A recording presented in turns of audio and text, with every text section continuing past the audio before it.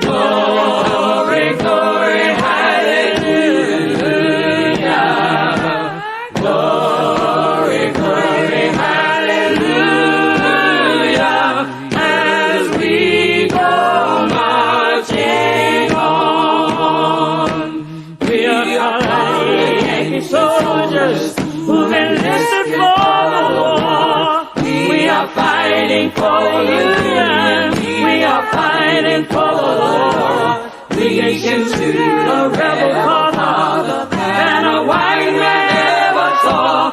As we go marching on, look there above the center where the flag is waving bright. We are going out slavery. We are bound for freedom of life. We mean to show Jeff Davis how the Africans can fight as we go marching on. Hallelujah. Glory, glory, hallelujah. As we go marching on. We are done with hoeing cotton. We are done with hoeing corn. We are colored Yankee soldiers, just as sure as you are born. When the rebels hear us shouting, they will think it's Gabriel's horn. As we go marching on, they will have to pay us wages for the wages of their sin. They will have to bow their foreheads to their colored kitchen skin. They will have to give us house room or the roof will tumble in as we go marching on. We're singing glory, glory, hallelujah. Glory, glory, hallelujah. Glory, glory, hallelujah. As we go marching on, we BS the proclamation. Rebels hush it as you will. Then the birds will sing to us, hopping on the cotton hill. And welcome to Heal DC. This is Joni. We have a very, very, very, very exciting show for you in store today.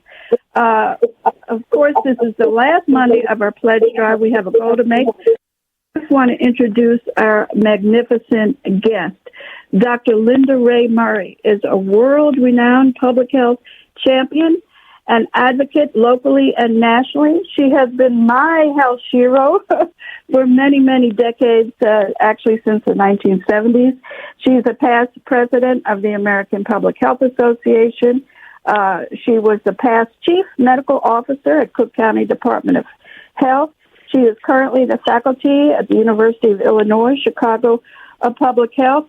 And she co-chaired Chicago's Mayor Brandon Johnson's transition team on health and human services. That's just a smidgen of what Dr. Linda Rae Murray has done. She's going to be talking about our theme for today, resistance. And Chicago chooses resistance and justice over compliance, and giving us the history, not only of what's happened in the last month, but in 1850 as well. So, again, we have a pledge. We have a goal of $700. You can start us right now by calling 202-588-9739. And with that said, welcome, Dr. Linda Rae Murray. Good morning, everyone. Going all the way from Chicago. So we could spend the whole day with you, but we have about an hour. Tell us, start out with what's been happening in Chicago in the last month, and then we're going to jump to the Fugitive Slave Act in 1850 and how these two things are interrelated. But for people who do not know some of what's happened in Chicago, of course, you are the center of resistance in this country, but tell our listeners a little bit about Chicago, maybe starting with this weekend, but certainly the past month. Well, like much of the rest of the country, Chicago had a great turnout for this second No King's Day, with estimates of around 250,000 people in our downtown area. But many communities also had smaller events, more child-friendly events. I know on the north side and south side there were those. I think this is just part of the long tradition in Chicago, Center for Labor and the labor movement, Center for Civil Rights. And so this fits in with our history. We're fortunate here to have a mayor that opposes this insanity that is going on in D.C., county level officials that actively oppose Trump, and of course our governor, J.B. Pritzker, has been in the forefront opposing the militarization of our city and state. Yes, so I think that fits in with our history. Absolutely. And tell our listeners a little bit about some of the really frightening things that have happened in Chicago just in the last month. Federal agents storming a South Shore apartment complex by helicopter. And a little bit, definitely tell us about what happened with at the hospital. Well, you tell us the stories of what happened. Well, yeah, and let me just go back just a little bit earlier than in the past month or two. I want to remind people that Chicago is one of the recipients of a really cruel act from the Governor Abbott in Texas to take people crossing our southern border and put them in buses with no paying attention to what they wanted and shipping them off to other parts of the country. So Chicago received during that summer a few years ago tens of thousands of immigrants who had crossed the southern border. The largest single group came from Venezuela, but from all around the world. And so that really put strain on our normal resources in the city. And it also tried to do what he wants to accomplish, is divide the American people. And so there were Chicago communities that were under strain. And this is really how, as health professionals, we got involved in this. We wanted to make sure that people understood that there are certain basic courtesies and resources that everyone needs because they're living and breathing, because they're human beings. And this attempt to divide Americans and people in the world by country and nationality is not good. We're also the home of really the modern immigration rights movement here in Chicago that goes back a couple of decades. But to come up to more recent time periods, we've been singled out by President Trump as a place out of control, a place that, if you believe him, is lawless and where we have insurrections. I live and work on the south side of Chicago. My home is just a few minutes away from the really attack on a black community. So throughout our city, in all communities, and in many, many, many of our suburbs, we have community organizations, volunteers looking out for ICE and for federal law enforcement. And when this happens, they're formed in networks and they alert people that ICE is at this place, ICE is at that place. We've had ICE outside of schools, frightening children. And recently, ICE actually in one of our suburban people shot and killed a woman.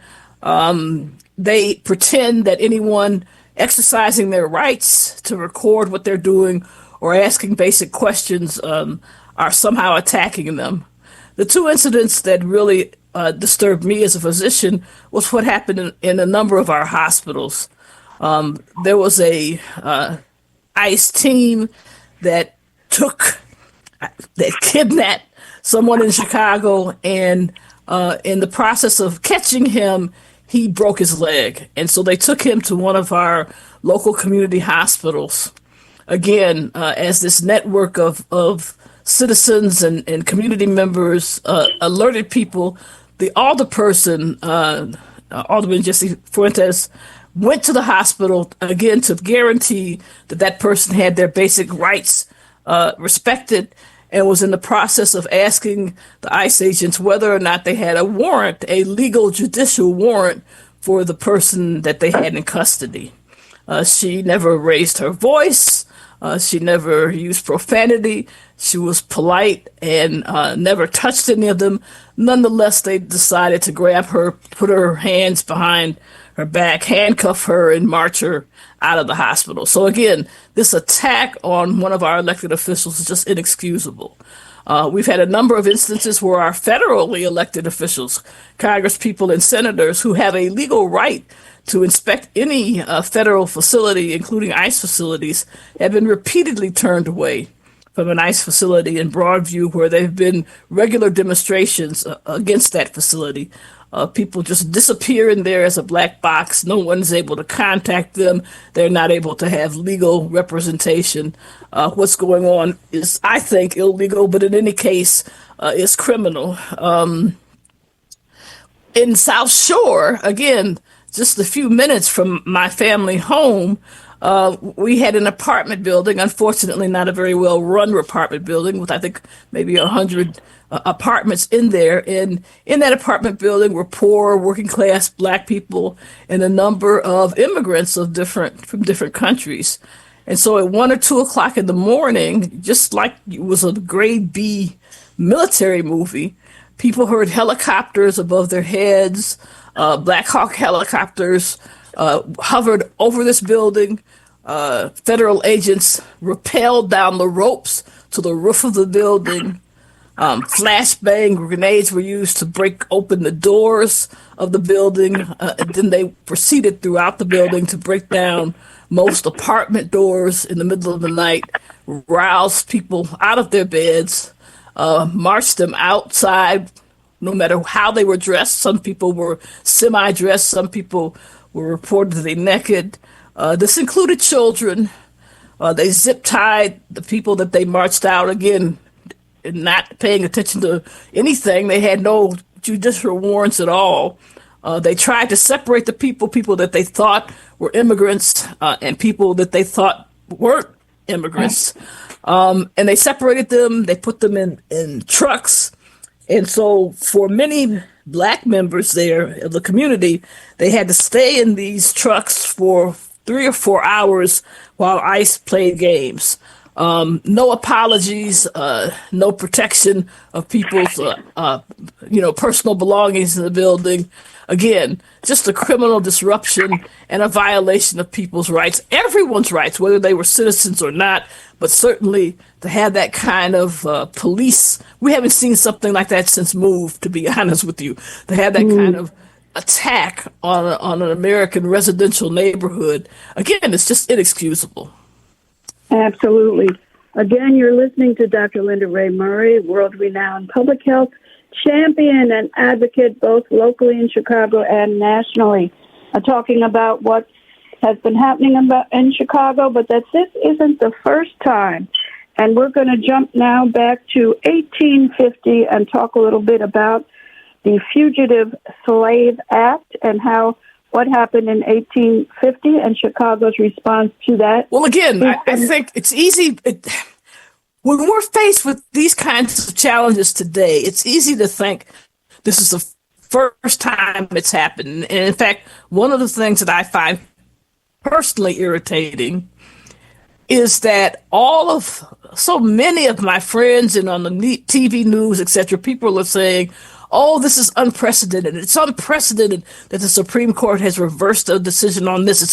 Well, it's not unprecedented. There's a long history in this country of a fight between people trying to restrict people's rights and those trying to expand American democracy. And so the Fugitive Slave Act, just to remind people that in the 1790s. And basically what it said is, if you were a slave, if you were enslaved in the United States of America, you your slave owner. And for if you escape slavery, you're basically stealing yourself, but stealing from your owner, and people were obligated to help your owner recover his property. Now that didn't work very well. It became more and more difficult to enforce that. So in 1850, Congress passed the Fugitive Slave Act, and it strengthened this rule. And it said that everyone in the country, all American citizens, were required to follow the rules of this act. Citizens were required to help slave catchers catch slaves. That if you were caught as a non-slave, as a white person in this country, aiding a slave, you would be fined $1,000. Now, let me be clear. That's $1,000 in 18. $1,000 is a lot of money now, but think about how much money that was in 1850. When people who were enslaved were captured by these slave catchers, there was no attempt to pay attention to whether they were in fact enslaved or emancipated. They were free. Their papers were ignored. They did not have the right to appear before these commissioners that would decide that you're a slave and you have to go back to your owner. They weren't allowed to testify. There was no legal protections. There was no basic thing to say, no, I'm not a slave or anything. And so in the northern part of the country, many communities disagreed with this approach. Some states actually passed laws called personal liberty laws that basically said, we're not going to honor the Fugitive Slave Act. This is very much like our sanctuary cities and states today. Mm-hmm. So in 1850, the Chicago City Council passed an ordinance that said, we are not recognizing the Fugitive Slave Act. We are not going to aid slave catchers in catching people in our city and trying to take them back to slavery. When we find a slave catcher here, we're going to have them leave the city. This was voted on twice by the city council.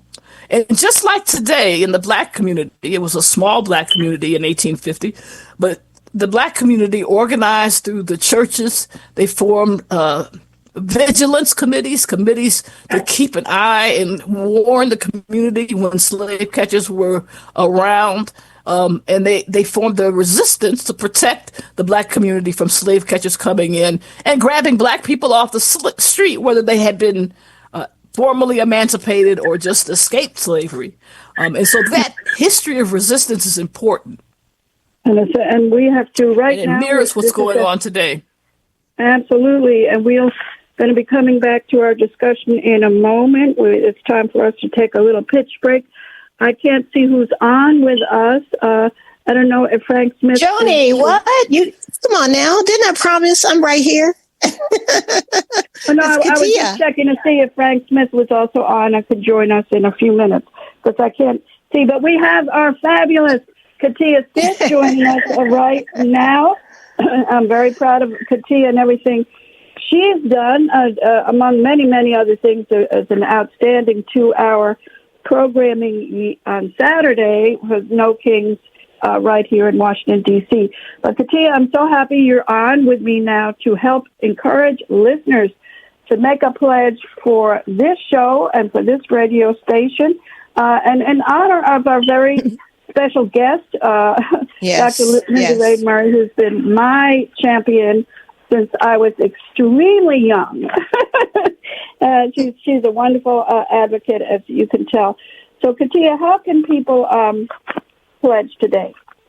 Well, we have someone to thank. We have a board member, WPFW board member, Michelle Tingling-Clemens. Thank you so much, Michelle, for getting us started. And we have $620 to go, folks. 800 800-222-9739, WPFWFM.org. You may have noticed that the goals have increased because we really tried to shorten the pledge drive to 2 weeks. We are honoring that. We heard you and we're trying to do that. So please help us with this effort. This show is incredible. Chicago, I have to say, is on fire. I love watching that mayor on Instagram just shut it down every single time. And this is the resistance that we need. Of course, Dr. Linda Rae Murray is an iconic hero to many of us. And we're so enthused and honored to have her on. Thank you, Joni, for bringing her on. And thank you, Dr. Murray, for all the great work that you have done. Chicago has a special place in my heart. The number to call again in honor of this program, but really all the wonderful programming and insightful and relevant programming that To Heal DC has done and Joni Eisenberg has done over these decades. Pledge in support of that. The number to call, 800-222-9739, WPFWFM.org. This morning, like many other mornings, you're getting liberatory, educational, emancipatory information. That is what WPFW gives you. That is what Joni and Chuck give you every Monday morning on To Heal DC, and it is well worth your dollars to support it. 800-222-9739, WPFWFM.org. These are the two ways that you can pledge so that we can thank you on the air and acknowledge your pledge. You can also, of course, always go to text to donate, 801. You text to 801-801 and you simply text WPFW.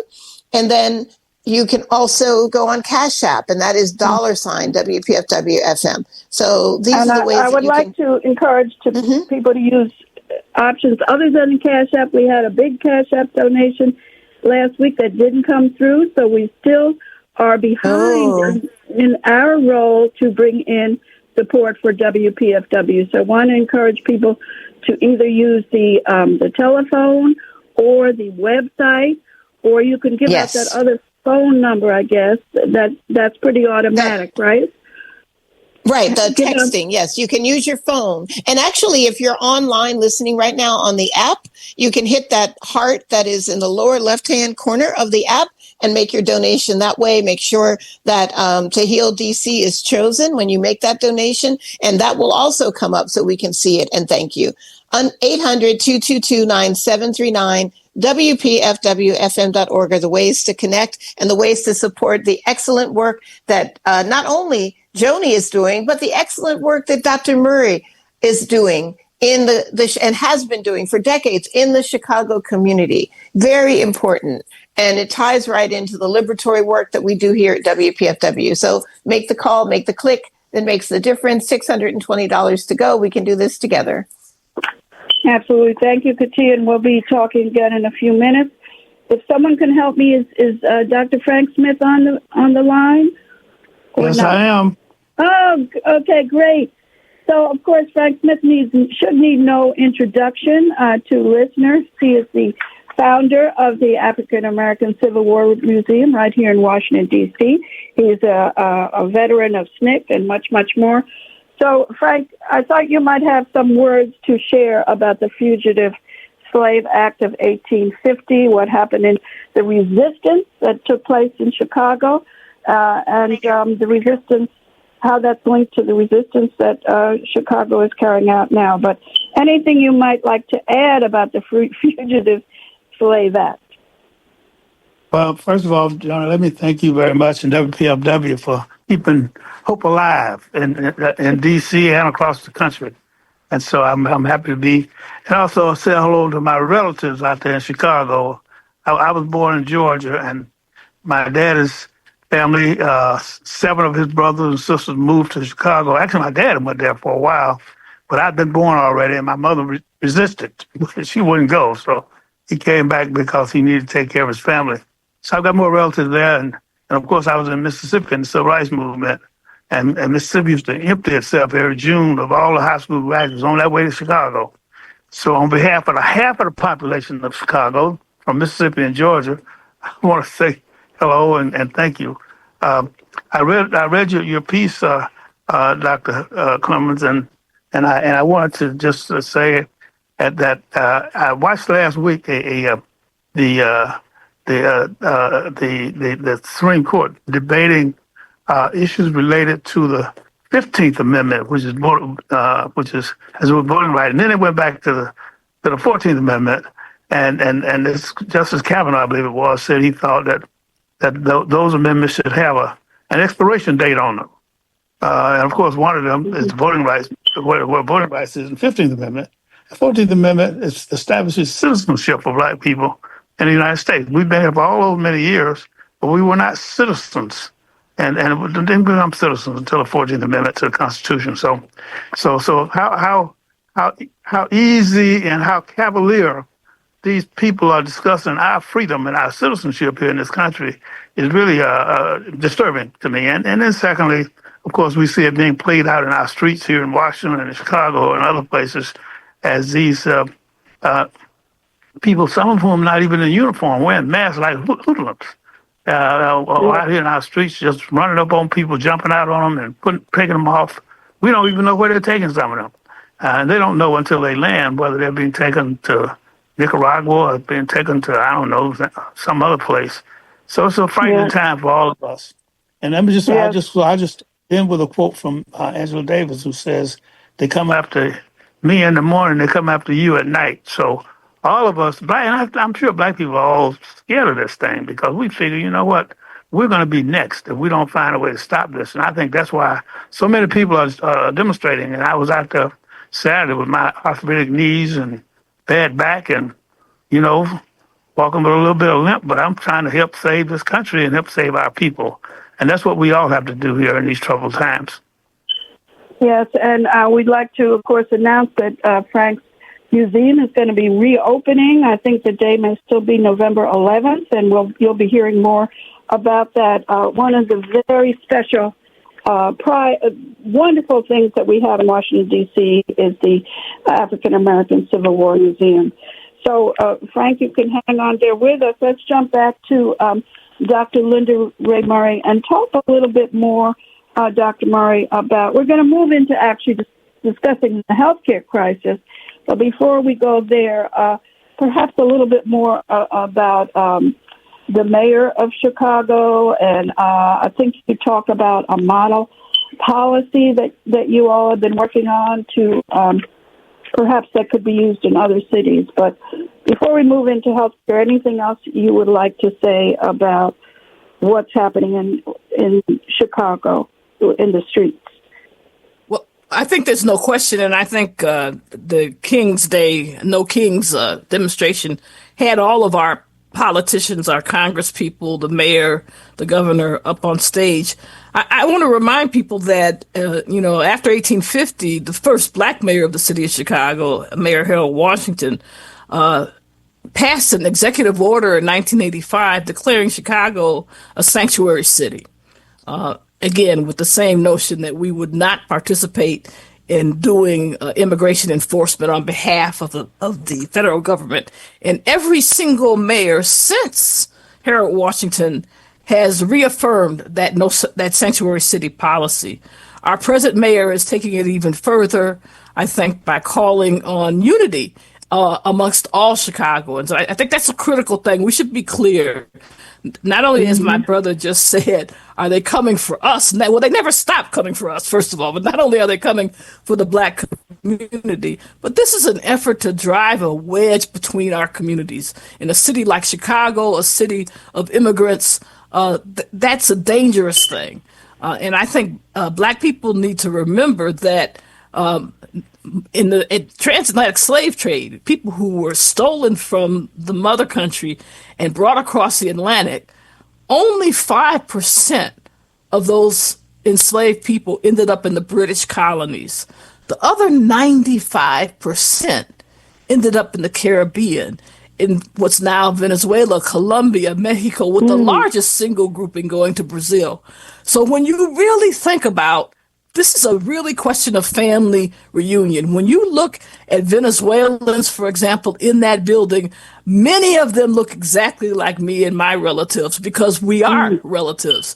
And so I think that we have to understand that these efforts to artificially divide us, where the president says he's going after the worst of the worst criminals. Well, black people should understand what that means, because to be black in America is to be considered a criminal. So the reality is they're going after hardworking human beings who are just trying to feed their families and live their lives. And so we have to stand up against that kind of craziness.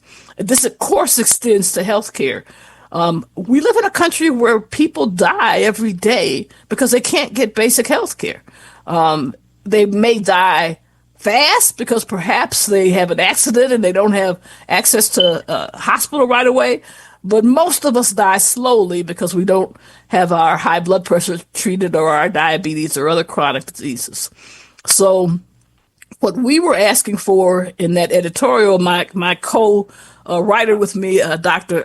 Claudia Fagan, who was until very recently the chief medical officer for Cook County Health. What we were asking for is for the hospitals and health centers in our city to come together and say, we are not going to allow ICE to run rampant through the halls of our institutions, to arrest people. If they have people in custody, there are certain rules that we have in place as physicians, nurses, and healthcare workers. You cannot be present when the person is being examined. You can't shackle them to the beds. Just basic humanity, basic approach, treating people like human beings and not animals. So this is something that medical professionals have argued for throughout the history, and certainly here in Chicago, where we have experience working with police authorities and people who are incarcerated. There are still certain rights that they have, and you want their privacy and dignity respected at all times. So that's really what we're calling for the Hospital Association, for our organizations to stand up united, the way the politicians have stood up, the way working mothers have stood up, the way our teachers unions have stood up and say, no, we're going to treat everyone in our city, in our state, with basic respect. Absolutely. And I'm not sure if Dr. Edwin Chapman is on the line, another advocate for health care in this city and this country. Dr. Chapman, if somebody can help me, let me know if he's on. But, of course, good morning, Dr. Chapman. Hi, Joni. Yes, glad you could join us. I'm glad you could meet Dr. Linda Rae Murray.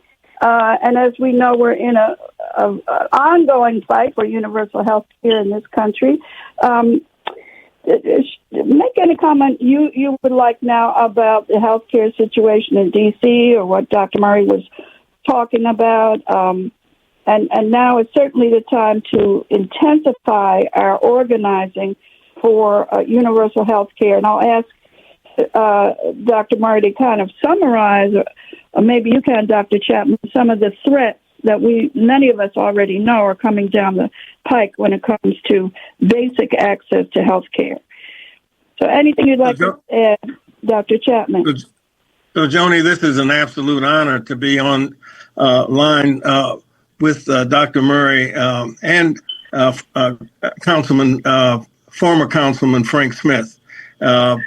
I grew up in Gary, Indiana, and I left in 1964 to come to Washington to undergrad school and medical school at Howard University. And I actually trained under icons, as you know, at Old Freedman's Hospital and then the Howard University Hospital. So our legacy is about DEI, diversity, equity, and inclusion. My father was the first executive director of the Urban League in Gary, Indiana, from 1945 to 1949. And in that effort, he had to fight for African-American physicians to get access or medical privileges at the two hospitals in Gary. And he did that through working with experts from Howard University, as you know.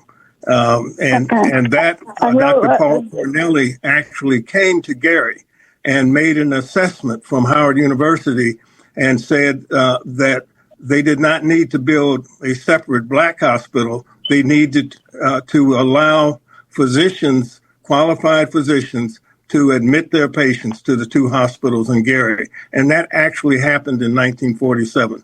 So today, our fight, obviously, with these draconian efforts to make work requirements for Medicaid, to remove people from Medicaid systematically, is really murder by public policy. And we're doing everything that we can to fight against that. Yeah.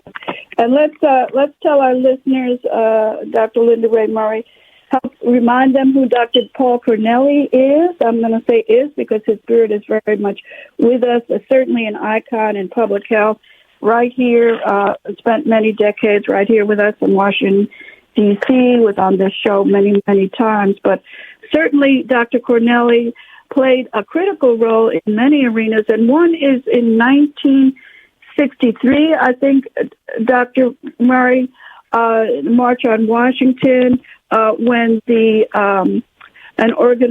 when the National Medical Association and I believe the Medical Committee for Human Rights made a major focus on the need to have a national healthcare system, including Medicare and Medicaid. So perhaps, Dr. Murray, you could share for a moment, we have about 2 minutes before the break, the lessons from the past of how we have been organizing for universal health care, but still have a ways to go.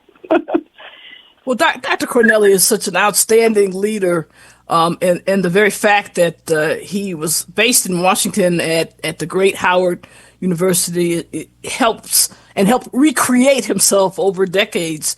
He's really the first black man to get a PhD, for example, from the University of Michigan, while he got an MD, first one to get a doctorate in public health, a DRPH in public health. He was really a leader, national leader in public health. He was a leader of our organization, the National Medical Association, the organization of black physicians in this country, and also a leader of the American. He was the first black president of the American Public Health Association. So he really brings together these two worlds, the leadership among black health professionals and the effort to try to make sure that all Americans, everyone residing within our boundaries and frankly around the world, have health care. And it's such a pleasure, as always, to meet colleagues from Howard and Dr. Chapman especially. And so I think we have a long tradition of speaking up for what's right, and Dr. Corneli is certainly a key leader in that. Absolutely. And Dr. Murray, we need to continue to make sure that our current leaders, as wonderful as many of them are, the National Medical Association, know about Dr. Paul Corneli, because I'm finding many do not. But we can keep his spirit. And again, he was very much a part of this radio station and this show. And as we have been saying for decades, we've been organizing for universal health care in this country really since the end of the Civil War, if I'm not mistaken, certainly at the turn of the century, and we still have a ways to go, more urgent than ever, perhaps. And Katia, you there with me? It's time. I'm right here, and I want to thank a friend out of Washington, D.C. Thank you so much for your ongoing support of Joni and WPFW. We so appreciate it. We are down to $520, folks. We got 20 minutes to do it. We can do it together. We say it all the time, and I'm sure both of these public health advocates, as well as Frank Smith, being a historian, will vouch to the fact that many hands do indeed make light work, and that we keep us safe and we get us free. So this is a way that you can support truly independent media, bringing you information to help get you free, get all of us free. The number to call, 800-222-9739. Let's support the good work that Joni Eisenberg and Chuck Hicks do every Monday, 10 to 11 a.m. with To Heal DC. $520 to go, 800-222-9739, WPFWFM.org. It is critical right now to support outlets like WPFW because, frankly, we are under attack. We are under attack. While we don't receive governmental or corporate funds, we are still in the sights of this administration because of us talking or saying, because of us speaking truth about power. And they never like that. You know, they haven't come after us yet, but we don't know when that's going to happen. What we do know is that we are unrelenting and we are unafraid. So Joni is unafraid and she does the good work for the people. 800-222-9739, WPFWFM.org, $520 to go. We can do this together. We want to make Joni proud and happy. We have 18 minutes and I know she has more content. So please, please, please, make that call or that click that makes the difference, 800-222-9739 or WPFWFM.org are the ways to connect. $520 to go. Joni? Yes, and listeners may not know that Pacifica was actually mentioned in Project 2025 by the Trump team going back for many decades. They were planning what they're carrying out now. So even though it may not be exactly the same, they definitely have their eyes on us. So now is the time to really pledge. We unfortunately did not come close to meeting our goal last week. We had a commitment that hopefully will still be fulfilled, but we're behind, and the station is a little bit behind, but we know that with your support, we can get right back to where we need to be to keep this radio station strong and on the air. Again, 800-222-9739. You can make a pledge. You don't have to pay for it all now. You can request a payment in installments or whatever way you're able to do that. And now we're jumping right back to our wonderful guest, Dr. Linda Rae Murray, calling us from Chicago. And Dr. Murray, so continue, as of course you've been involved for decades on the fight for universal health care. I don't know if you have any new insights you may want to share of how do we strengthen that movement right now when healthcare is going to be attacked even more than it already has. A lot of states, I believe, are in danger of losing Medicaid. Medicaid is controlled by the states, not by the federal agencies, but any new insights on how we can strengthen the movement for universal health care today? Well, I don't know about new insights. I will say this: in these time periods, it's critical that all of us be clear and state clearly what we need and want. Let me give you some examples. A few years ago, the Supreme Court again attacked what we used to call affirmative action. And since that court decision in 22 or 23, I can't remember exactly which year, we've seen double-digit decreases. Let me say that again. Double-digit decreases in how many students of color, Black students, brown, Latino students, and Native American students are entering medical school. So this attack is ongoing. And so just with that Supreme Court decision, it's already impacted the admissions to our medical schools. And we can expect that to continue. We should support organizations that exist. The National Medical Association we just had our national convention this summer in Chicago, and our new president hails from Howard University. Yes, he does. I think that we have to strengthen organizations like this radio station and others, our churches, our civic clubs, our fraternities, our sororities. We have to strengthen those organizations so that we are in a position to fight back. With health insurance, we have a horrible system in this country, and people die because of it.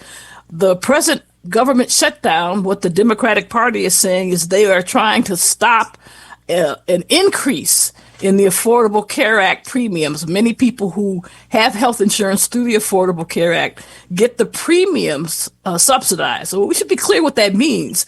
That means our private insurance companies continue to make money off of people's illness. And I've always supported a national health system which is free at the point of service, that's supported by our tax dollars collectively, so that I'm healthy and working and you might be sick 1 year or 1 month and you get that care taken care of. Why? Because you're a human being. So what we need in this country, I support trying to support Medicaid. We're going to see severe cuts there. People are going to see severe cuts in Medicare as the Medicaid cuts roll out. So the healthcare system that we have in place is under attack. President Trump is trying to put $100,000 fee on every visa for people to come here and work. That impacts our health system and hospitals. We have many physicians that are trained abroad. They come here to get special training. So our little crumbling safety net we have today is under attack.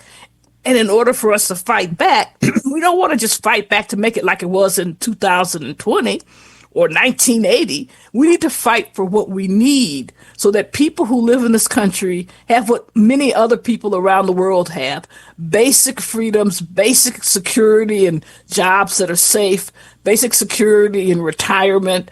That's what we have to fight for. And we shouldn't be afraid to demand what, in fact, ourselves and our ancestors built. We built the wealth of this country and the wealth of the world. And the time has come for us to insist that that wealth is used to help human beings. Absolutely. And I'd like to just quote Malcolm X, as we quote this often on this show. The only difference between illness and wellness is we. So we need to stand together for our health care rights and for basic rights of all human beings. And one way to do that, of course, is to support this station.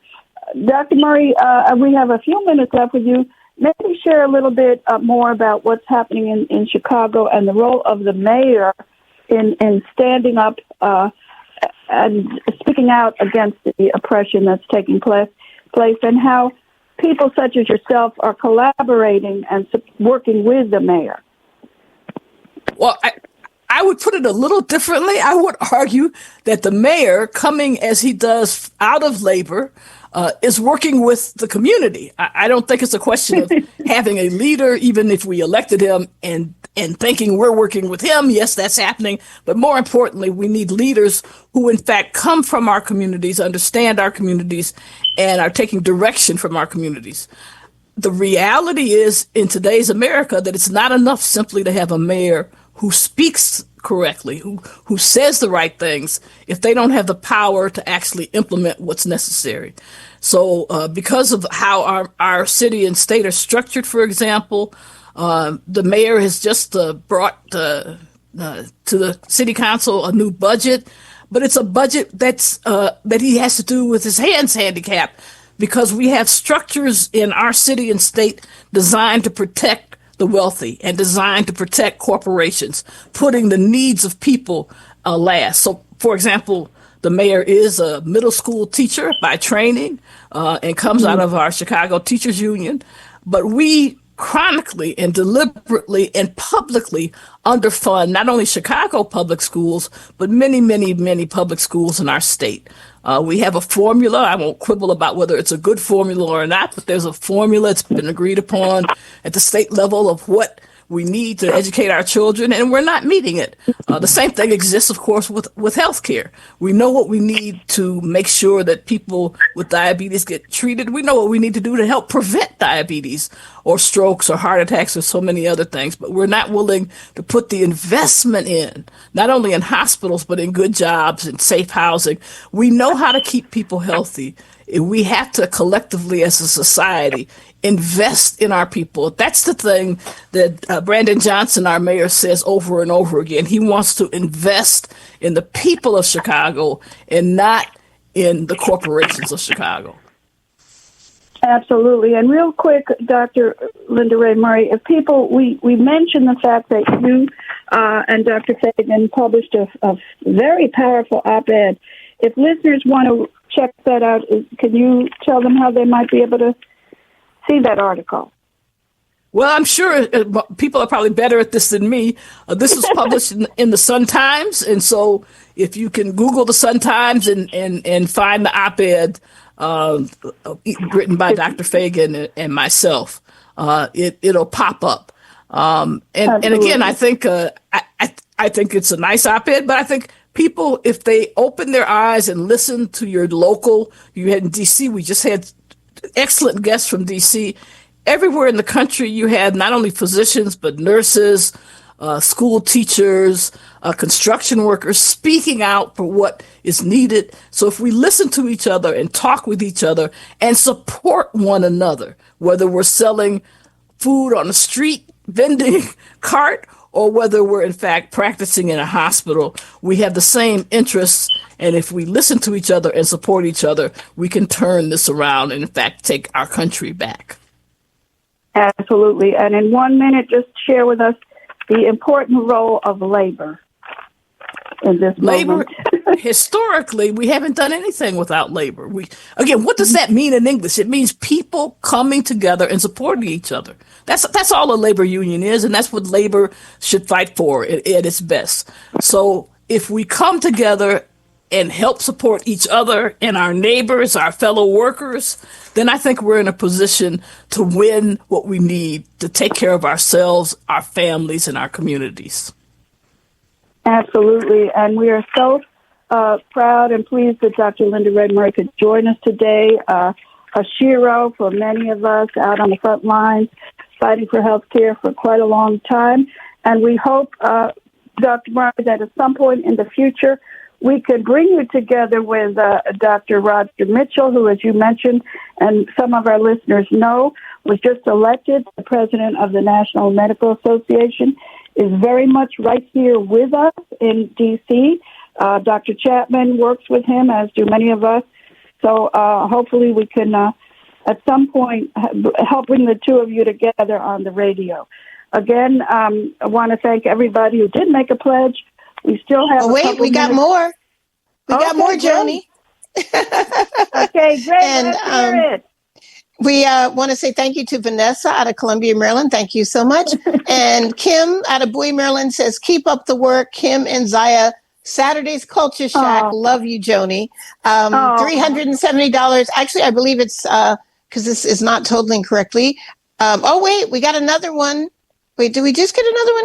No, something just changed. Oh, well, we have, I believe, $370 to go, folks. We can do this together. 7 minutes to do it, but you can keep the calls coming for To Heal DC after the top of the hour. Now 6 minutes, 800-222-9739, WPFWFM.org. And we heard Dr. Murray, of course, quoting the words of basically Assata Shakur. We must love each other. We must support each other. That is how this works. That is how unions work. That is how we all are able to be sustained.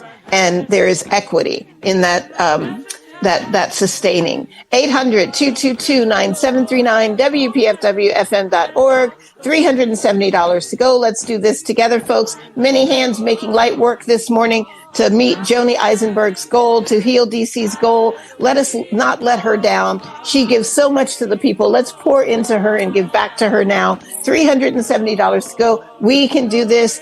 800-222-9739 or WPFWFM.org. Joni? Thank you. We didn't make the goal last week, but we're going to make it this week with your help. Thank you very much, Dr. Linda Rae Murray. Thank you, Frank Smith. Thank you, Edwin Chapman. And thank you to Tia, Mike Marcella. And let's hear the end of this powerful song that we are playing.